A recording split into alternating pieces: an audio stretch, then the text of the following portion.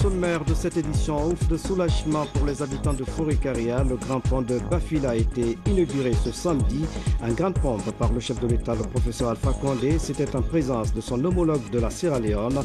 Fini le calvaire des usagers de la route Conakry-Freetown.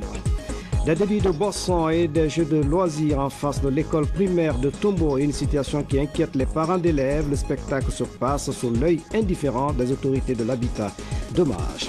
Une pépinière de chanvre indien découverte dans une concession familiale au quartier Yatea, c'est surprenant. Les services spéciaux du colonel Moussa Kiboro marquent des points.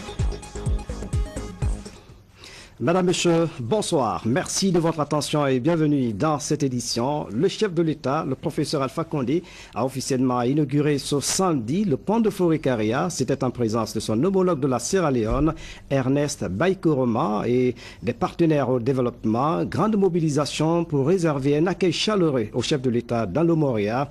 La précision dans ce reportage de Sanarsi Keita. Le 3 mai dernier, le président de la République procédait à la relance des travaux de construction de la route 2x2 voies Matoto-Anta-Dabompa. Aujourd'hui, il est sur d'autres projets de désenclavement non moins importants que ceux qui se situent sur une route d'intégration régionale comme celle de la transcôtière ouest-africaine. Il s'agit non seulement du lancement des travaux de bitumage de la voirie urbaine de Forêt-Carrière, mais aussi de l'inauguration de ce fameux pont de Kissi-Kissi. Cela dénote de sa volonté à satisfaire les besoins des populations, notamment en matière de construction des infrastructures routières pour une meilleure mobilité de celles-ci. L'événement est heureux et important, comme le témoigne à suffisance la présence du président de la République de Sierra Leone, Dr Ernest Baikoroma, ainsi que celle des partenaires au développement de la Guinée. Ainsi, après s'être entretenu sur plusieurs questions d'intérêt commun pour une forte intégration sous-régionale ici à la villa préfectorale, le professeur Alpha Condé et son hôte de marque ont fait leur rentrée au stade préfectoral de Moréa où ils ont reçu tous les honneurs.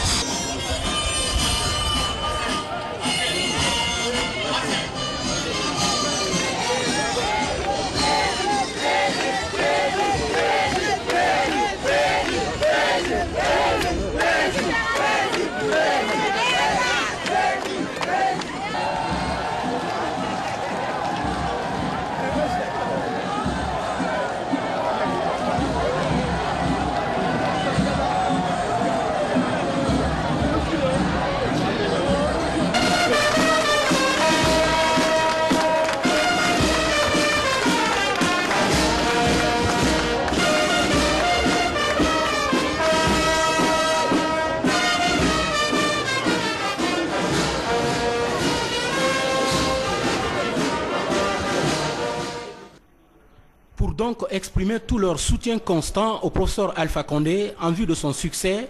Les populations de Moréa, regroupées en union, ont défilé. Des défilés pour aussi exprimer leur sentiment de joie par rapport à ces actes que le chef de l'État vient de poser.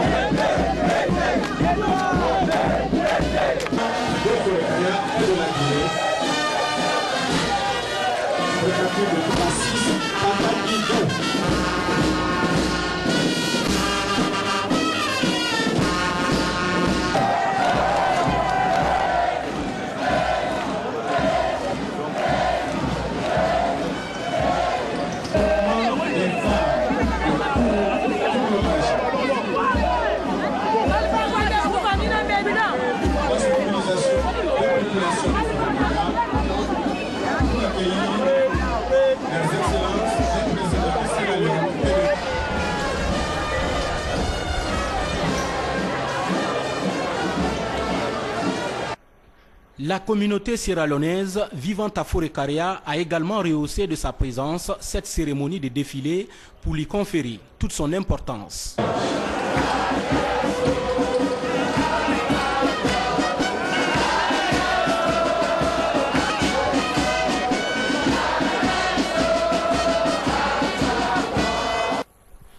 Les agriculteurs ont aussi marqué leur présence pour signifier tout simplement leur attachement à l'engagement du président de la République pour le développement de l'agriculture dans notre pays.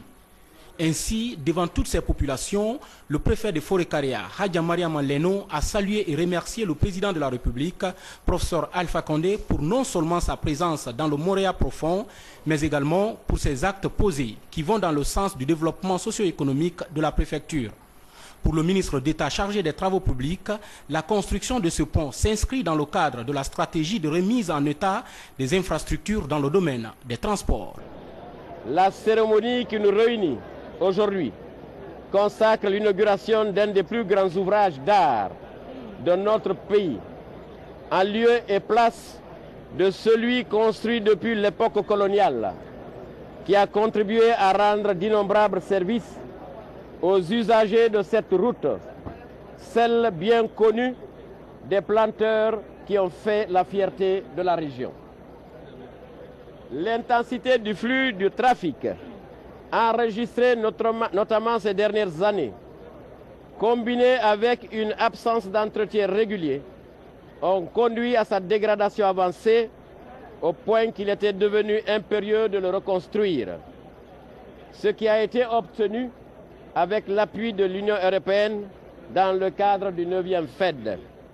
Monsieur le Président, votre politique de construction d'infrastructures routières et d'ouvrages s'inscrit dans le cadre des préoccupations prioritaires de votre quinquennat pour le bénéfice des populations guinéennes si attentives et reconnaissantes à votre attachement à honorer les engagements pris par vous et votre gouvernement, dont, entre autres, le désenclavement des régions et préfectures de notre pays, l'amélioration de la fluidité du trafic, facilitant les échanges entre les populations, la réduction sensible de la pauvreté dans notre pays.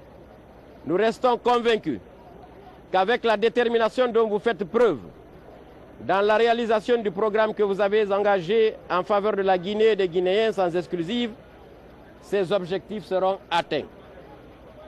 Monsieur le Président, ce projet de reconstruction du pont de Forécaria était un élément d'un vaste programme national de remise en état des infrastructures routières en République de Guinée et compte tenu de la disponibilité des partenaires au développement à nous accompagner dans la réalisation de ce programme, je fonde l'espoir que de telles cérémonies puissent encore couronner leurs interventions à l'appui des relations de confiance restaurées si heureusement entre nous.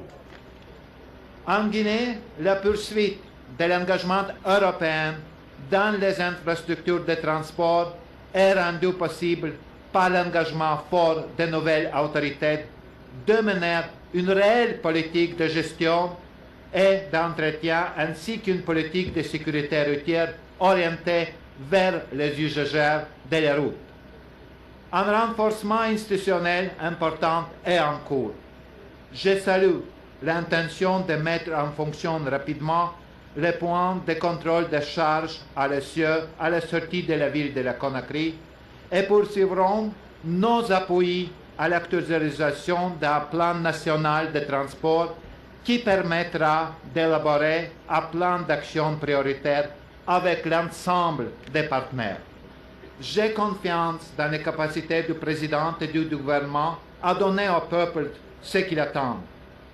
L'Union européenne accompagnera votre pays sur ce chemin.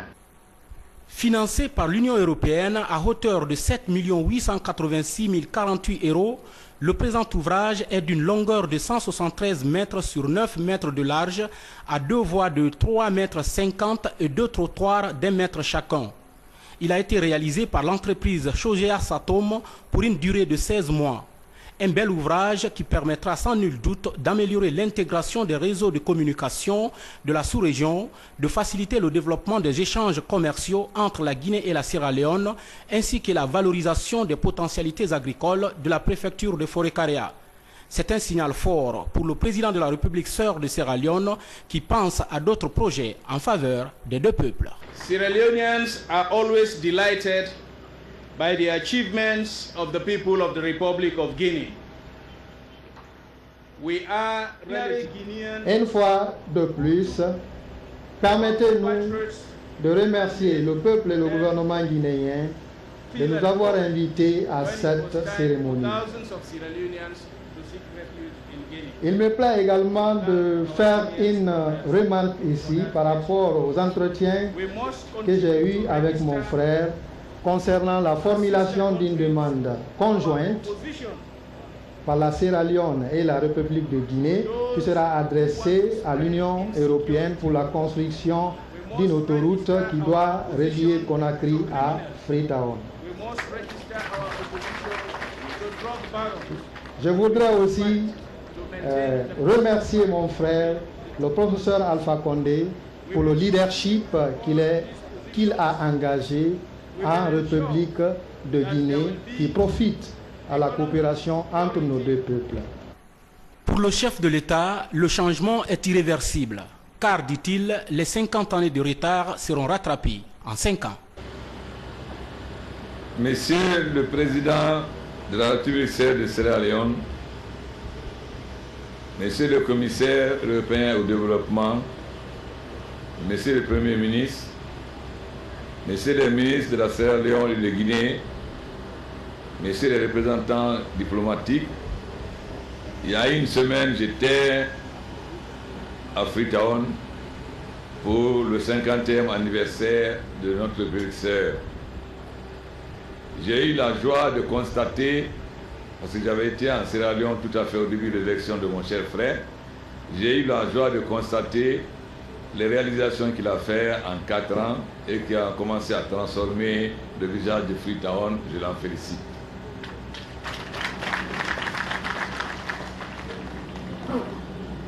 Il a dit tout à l'heure que nous avons décidé d'adresser une demande commune à Monsieur le Commissaire de l'Union européenne afin que la Freetown soit reliée à Conakry par une autoroute. J'espère que le commissaire de l'Union européenne a bien entendu et accueillera favorablement notre requête. Nous sommes très heureux d'être à Forêt-Karea et de voir la mobilisation de la population. Nous avons promis le changement. Nous savons que vous attendez le changement. Bien sûr, beaucoup de choses n'ont pas encore changé. Mais je peux vous assurer que nous avons commencé à sortir la tête de l'eau.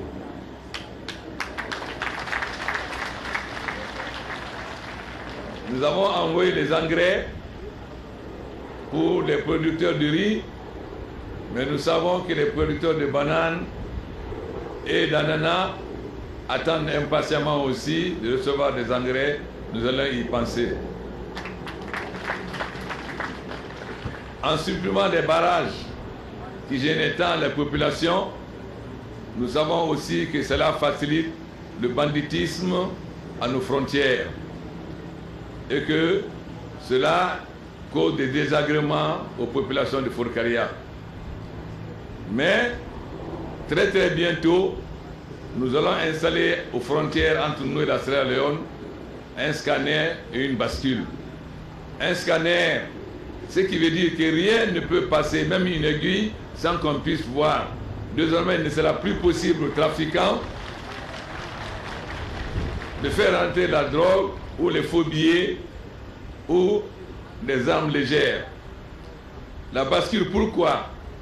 Parce que nous n'avons plus que des camions surchargés qui viennent abîmer les routes que nous mettons tant de mal à construire. Nous allons construire les routes avec l'aide de l'Union européenne. Mais j'ai dit au commissaire que nous ne voulons plus de routes à deux couches. Car dans un pays où il pleut beaucoup, faire des routes à 2 couches, c'est ne rien faire parce qu'au bout de 2 ans, la route est finie, est gâtée. Donc, nous disons à nos partenaires que désormais, toutes les routes en Guinée seront de béton bitumeux afin que ce soit des routes qui nous disent 10, 20 ans et que nous, on en profite, que nos enfants et nos petits-enfants en profitent. Je sais que la population de Forcaria a beaucoup d'attentes. Mais je vous assure que ces attentes seront satisfaites.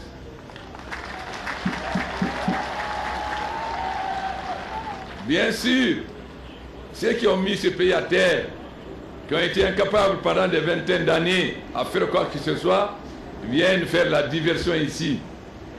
Mais cela n'a aucune importance. Car nous savons que le peuple a confiance en ce gouvernement, parce que c'est un gouvernement qui fait ce qu'il dit et dit ce qu'il fait. Donc, vous pouvez être certain que quand nous disons que le chemin de fer jusqu'à Benti, le chemin de fer sera fait.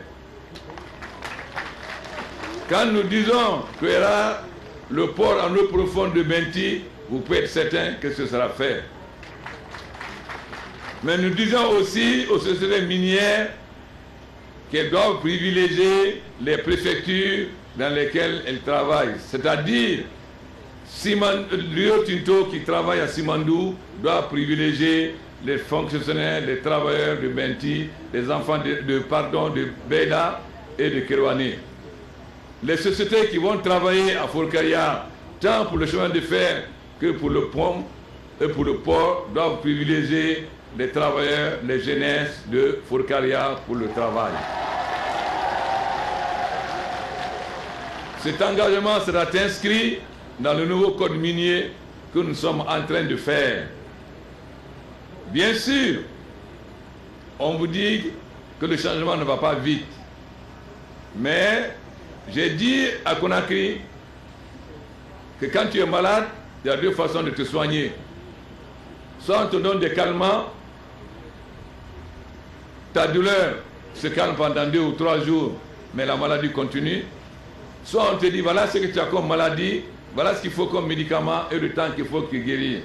Je sais que le peuple de Guinée est un peuple courageux, déterminé, qui a osé dire non en 58 et que ce peuple est prêt à attendre qu'on le soigne effectivement pour le guérir de toutes les maladies et non pas qu'on lui donne des calmants comme veulent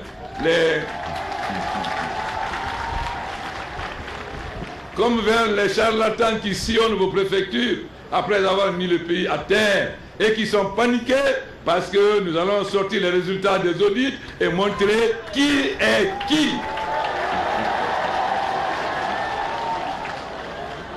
Les Guinéens doivent savoir dans ce pays qui a fait quoi.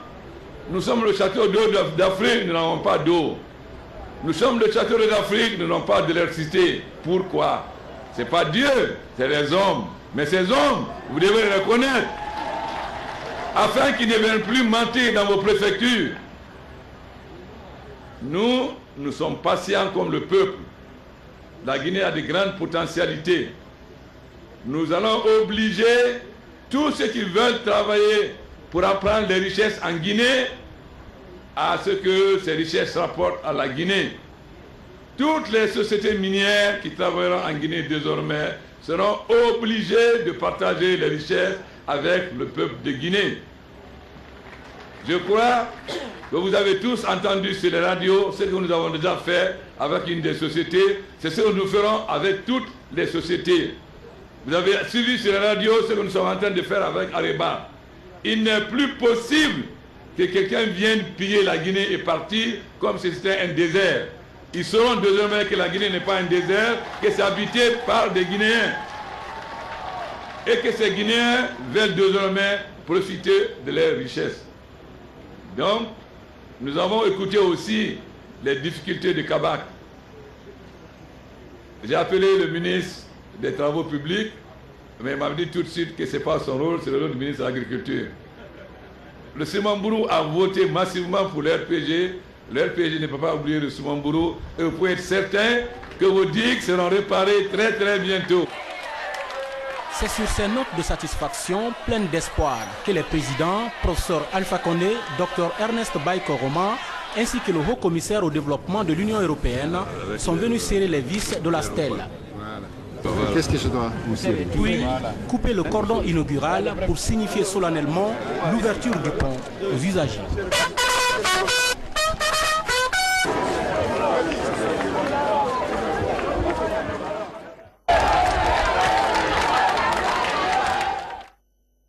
Le Moria, en fait, ce samedi, vous suivrez l'intégralité de la cérémonie d'inauguration du pont de Forécaria par le président de la République demain dimanche après l'édition de 20h30. À Conakry, la première dame de la République vient d'offrir des équipements médicaux au centre de santé de Yimbaya, une manière d'améliorer les capacités des soins de santé primaires. C'est à la faveur de la célébration de la Journée mondiale des sages-femmes. Adama Magarsouba, reportage.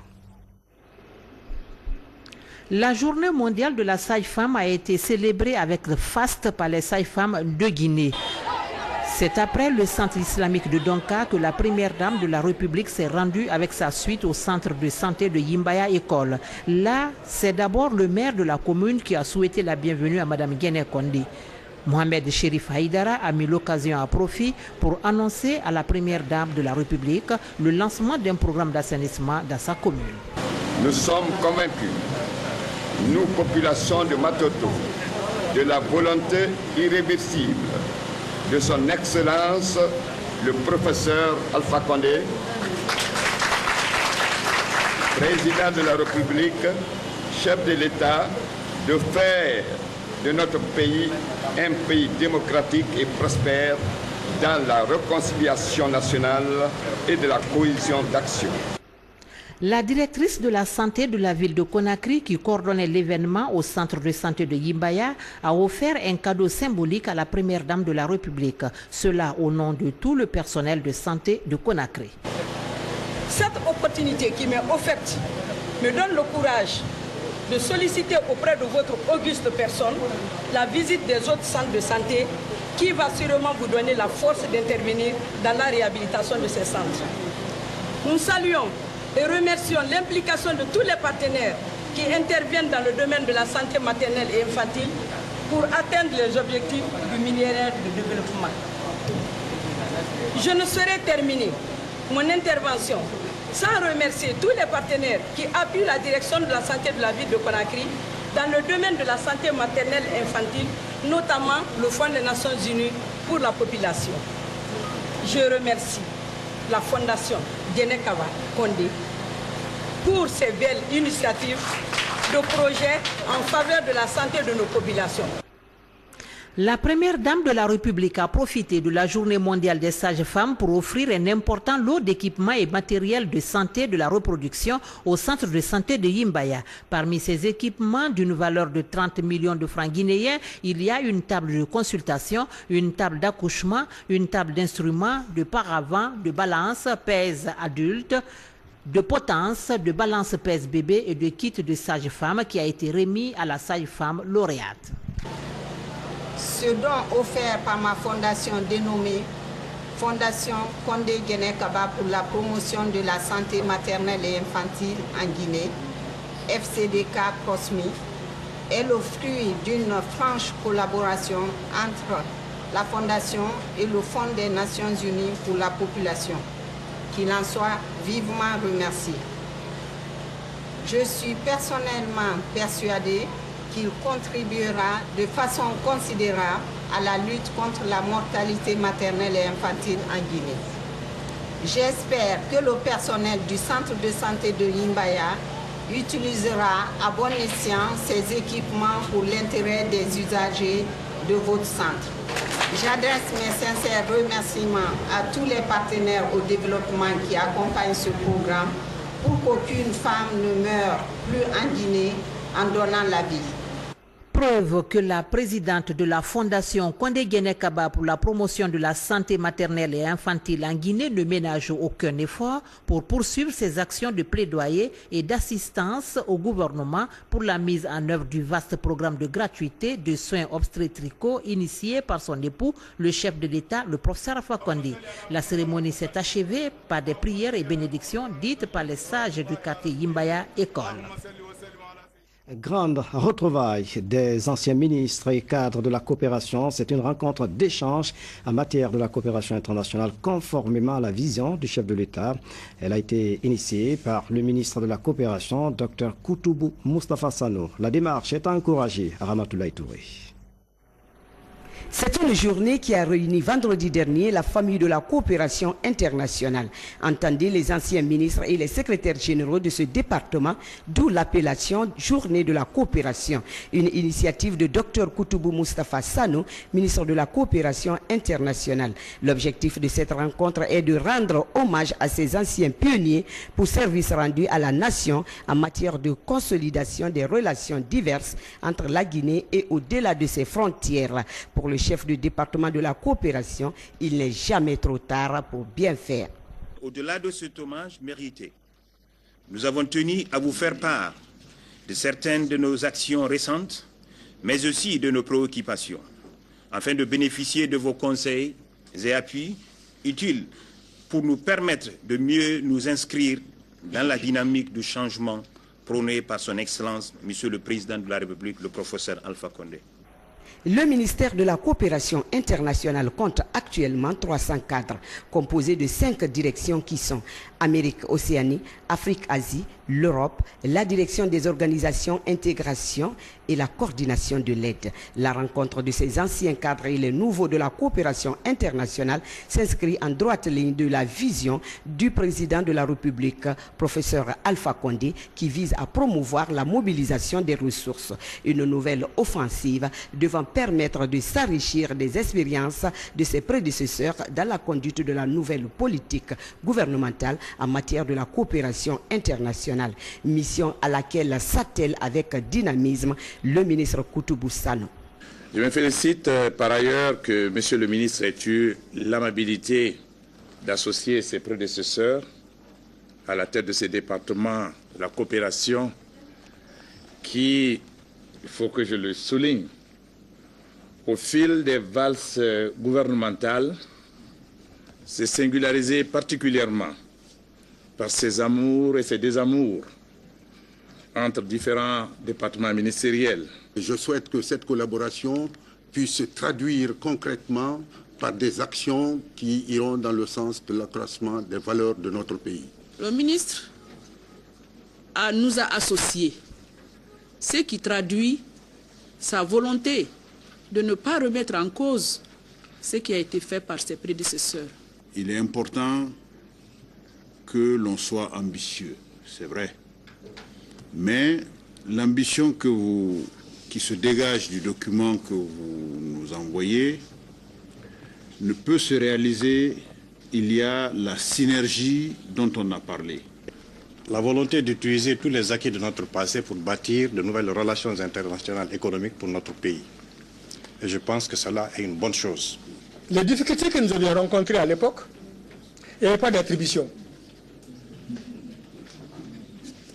La première ordonnance du Premier ministre, chef du gouvernement à l'époque, la voici. je la laisse, elle va servir de machin de cadre.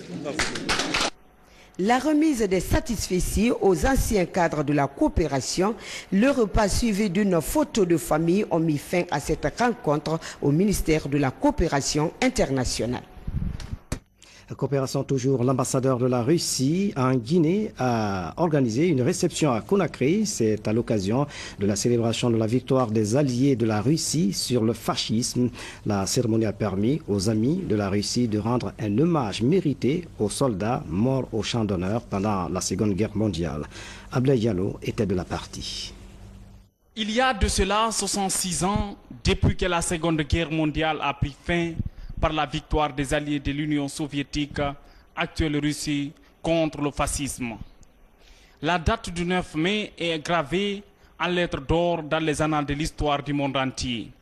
En cette date anniversaire, l'ambassadeur de la Russie en Guinée a organisé une réception dans un hôtel de la place.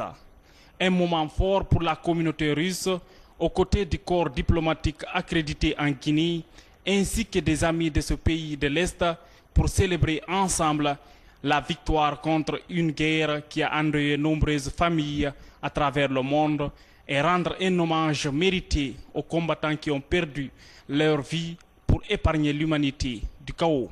C'est une fête historique, mais qui touche chaque famille dans mon pays.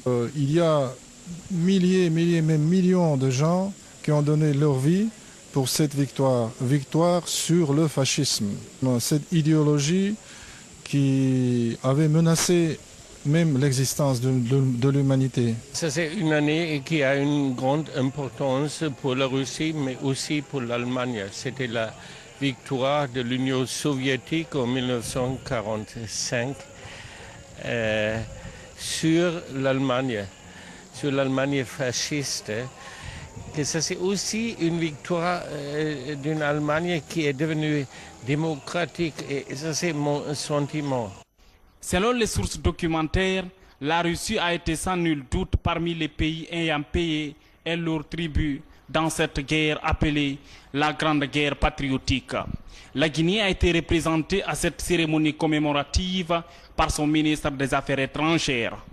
Le peuple de Guinée se réjouit de la convergence de vues de nos deux États sur les questions d'intérêt bilatéral et sur les préoccupations en matière de paix, de sécurité, de développement et de lutte contre le terrorisme international. Par ailleurs, les leçons tirées de cette guerre devraient interpeller tout un chacun à une promotion de la paix, gage certain d'un développement socio-économique et culturel basé sur des programmes d'intégration fiables. Les partis politiques de l'Alliance Arc-en-Ciel ont animé une conférence de presse cet après-midi à Conakry. Objectif, expliquer leur position sur les questions du moment. Nous vous proposons un extrait de cette rencontre qui a eu pour cadre le siège du RPG à Amdalaï. Écoutons Dr Maguette Ndiaye, membre de l'Alliance Arc-en-Ciel. De presse avec les partis alliés à l'Arc-en-Ciel, est-ce qu'on peut connaître les raisons de la tenue de cette conférence de presse? Oui, vous savez, il y a des moments dans la vie où il faut quand même savoir répondre à certaines choses. Nous, les partis membres de l'Arc-en-Ciel, nous sommes dans l'obligation, avec tout ce que nous avons, tous les ont dit, tout ce qui a été écrit, la presse écrite et orale, de nous mobiliser pour montrer à la Guinée et au monde entier qu'il n'y a pas de dissension. D'abord, on est au nom dans l'Arc-en-Ciel, ça c'est d'un. De deux, nous avons soutenu notre président hier, nous le soutenons aujourd'hui contre vents et marées. S'il y a des gens qui disent que le président, nous sommes encore dans la transition, nous les laissons dans leur bulle. Nous leur demandons simplement de mettre un bémol à leur ego. Parce que le président de la République, le professeur Alpha Condé, il a été choisi par le peuple guinéen et il a été accompagné par les leaders que nous sommes. C'est notre première sortie. C'est pour cela que nous avons voulu marquer ce coup, surtout après la déclaration du ministre de l'administration du territoire, la dernière fois au palais, et leur déclaration par rapport à leur position face au recensement intégral du fichier électoral. Dr Maguette Ndiaye de l'Alliance Arc-en-Ciel. Nous reviendrons en détail sur cette conférence de presse dans l'édition de demain. Autre chose au plan national, signature d'une convention de joint venture entre le groupe Gicopress BTP et le groupe Shanghai Construction de Chine. La convention a été scellée à la faveur de la foire internationale de Guangzhou en Chine. Moussa Bangoura commente ces images. Au terme de 3 semaines de séjour de travail en Chine, à l'occasion de la foire internationale de Guangzhou, le PDG du groupe Gicopress SA a signé un partenariat avec la société Shanghai Construction. Il s'agit pour ces deux sociétés de développer plusieurs types de relations, notamment en matière d'exécution de divers travaux. Cette signature, qui intervient dans le cadre d'une convention de joint venture entre ces deux entreprises, a permis de mettre en place un groupement d'intérêt économique avec un conseil d'administration. Le groupe Gicopress SA et Shanghai Construction vont désormais se mettre ensemble pour obtenir et exécuter des marchés en Guinée et dans la sous-région. Cette convention commence plutôt à faire des échos. C'est le cas des travaux de bitumage de la piste d'athlétisme du stade de Nongo que la société Shanghai Construction a bien voulu léguer au BTP SA de la filiale du groupe Gicopress SA. Ce contrat de projet a un resurfaçage de 12 500 mètres carrés qu'on doit bitumer en 2 étapes. La première étape consiste à faire un revêtement en grappe bitume de 5 cm dosé à 4,1% de béton bitumineux. Donc nous sommes sur la première phase. Sur la première phase, ça c'est du béton bitumineux, de la grappe bitume. Donc la deuxième phase maintenant, c'est du béton bitumineux d'épaisseur 3 cm. Donc c'est ce qui nous fait au total une épaisseur de 8 cm. Au cours de sa tournée asiatique et européenne, le PDG du groupe Gicopress SA a eu d'importants contrats d'acquisition d'engins de travaux publics et des commandes de matériel et d'équipement au compte de la filiale Gico Multiservice International. L'autre temps fort de cette édition, une pépinière de chanvre indien vient d'être découverte dans la commune de Ratoma par les services spéciaux chargés de la lutte contre la drogue et le crime organisé. La pépinière se trouvait dans une concession au quartier Yatea. C'est surprenant. Younoussa Tawel. Une pépinière de chanvre indien dans une concession incroyable mais vraie. Nous sommes à Yataya, dans la commune de Ratoma, ici à Conakry, où les services de sécurité viennent de découvrir dans leur vaste campagne de lutte contre les cliniques clandestines cette pépinière de chanvre indien. Toujours dans la même cour, les agents ont aussi découvert une quantité importante de cette plante dissimulée dans la feuille de banane, des sacs et sous les cailloux, en plus de ces bascules. Un fait tout à fait rare à Conakry.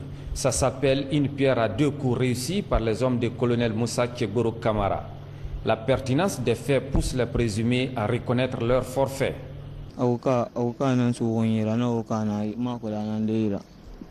Tous ces colis de chanvre indien m'appartiennent. Je les ai achetés en Sierra Leone. Je les revends pour avoir mon quotidien. On a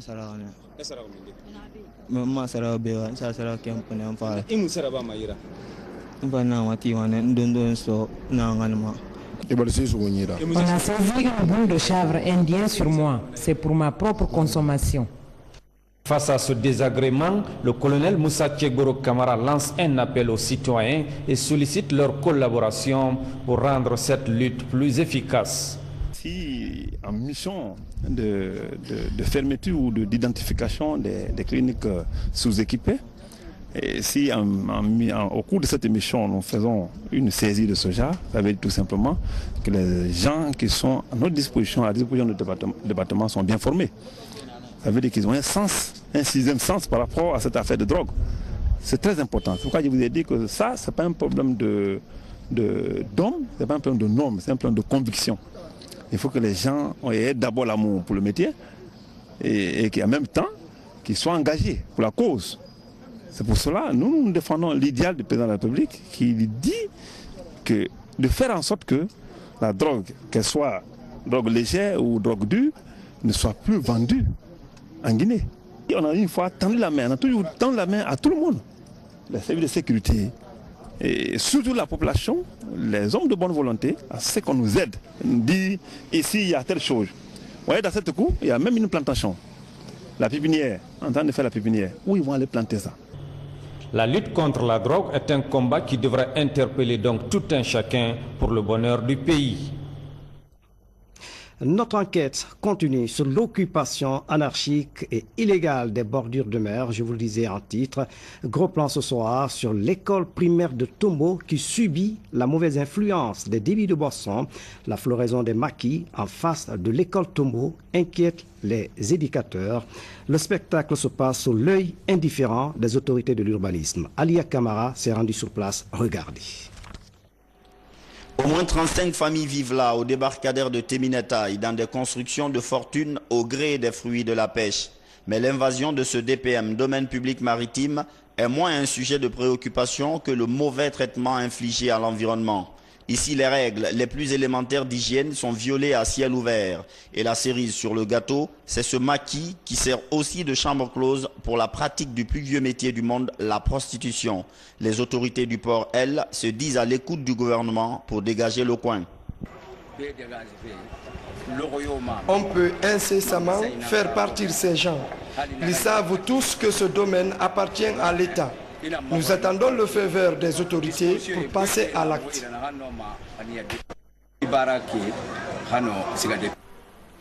À quelques mètres de là, sur la corniche de Tombo, c'est un autre spectacle. Pile en face de l'école se dresse un restaurant en construction, Alice, et deux maquis, le Badala et Fugu Fugu un peu en retrait. Des maquis où se vendent de la bière et des boissons alcoolisées au vu et au su de petits élèves. Les responsables de l'école primaire de Tombo craignent que les enfants ne tirent de cette cohabitation difficile des leçons qui les marqueront à vie. Côté normes environnementales, les vagues déposent tous les jours sur les côtes des déchets expressément jetés à la mer. Et plus de 75% de ces déchets, moins supportables à la vue, proviennent de ce tuyau qui est directement connecté aux toilettes du maquis, le Badala. C'est un dossier à suivre. La Croix-Rouge guinéenne célèbre demain dimanche la journée mondiale de la Croix-Rouge et du Croissant Rouge. L'événement est fêté sous le thème le volontariat. Le point avec Saint-Martin. 8 mai de chaque année marque la journée mondiale de la Croix-Rouge et du Croissant Rouge. Elle est célébrée par l'ensemble des composantes du mouvement international de la Croix-Rouge et du Croissant Rouge. Le thème retenu est le volontariat. Déjà, l'année 2011 a été déclarée par le mouvement international de la Croix-Rouge et du Croissant Rouge l'année des volontaires et du volontariat, une approche bien fondée. À travers ces thèmes, nous voulons ici rendre hommage aux volontaires de la Croix-Rouge et du Croissant Rouge, dont le courage et l'abnégation permettent de soulager la misère de leurs compatriotes. Créée le 26 janvier 1984, la Croix-Rouge guinéenne, en tant qu'organisation nationale auxiliaire des pouvoirs publics dans l'accomplissement des actions humanitaires, dispose d'un réseau de volontaires RLF, rétablissement des liens familiaux et de sécuristes à travers le pays. La Croix-Rouge guinéenne compte de nos jours 12 000 volontaires qui sont animés chaque jour par l'unique objectif d'apporter assistance à des centaines de personnes en détresse dans les différentes localités de notre pays, la Guinée. La présence de ces volontaires et leur capacité de mobilisation dans toutes les localités du pays permettent d'apporter la plus vite possibilité de réponse aux problèmes qui surgissent. Ils sont sur tous les fronts pour participer dans les campagnes de vaccination, distribuer l'assistance aux sinistrés, participer à l'assainissement du milieu pour la bonne santé de la population, participer à la formation sur les gestes de premier secours, évacuer les accidentés ou les blessés vers les structures de santé. En effet, lors des événements du 28 septembre 2009, ainsi que lors des troubles intervenus entre juin et décembre de l'an dernier, les volontaires de la Croix-Rouge guinéenne ont été vite mobilisés pour assister et évacuer ces blessés. Malgré l'engagement des responsables et volontaires de la Croix-Rouge guinéenne, quelques problèmes perdurent sur le terrain. Ces activités sont menées par les volontaires avec beaucoup de difficultés liées à l'insuffisance des moyens matériels et financiers. Le soutien obtenu des membres du mouvement international de la Croix-Rouge à la Croix-Rouge guinéenne reste insuffisant. C'est pour nous une occasion de lancer un appel aux autorités à tous les niveaux afin de soutenir et apporter et appuyer la Croix-Rouge guinéenne pour la rendre encore plus vite, plus apte à mieux servir la communauté. Et puis, la principale information à retenir avant de refermer cette édition ouf de soulagement pour les habitants de Forécaria. Le grand pont de Bafila a été inauguré ce samedi en grande pompe par le chef de l'État, le professeur Alpha Condé. C'était en présence de son homologue de la Sierra Leone. Fini donc le calvaire des usagers de la route Conakry-Freetown. Vous suivrez demain l'intégralité de cette cérémonie juste après l'édition de 20h30. C'est la fin de cette édition. À tous, merci de nous avoir suivis. Excellente soirée, où que vous soyez dans le monde. À demain.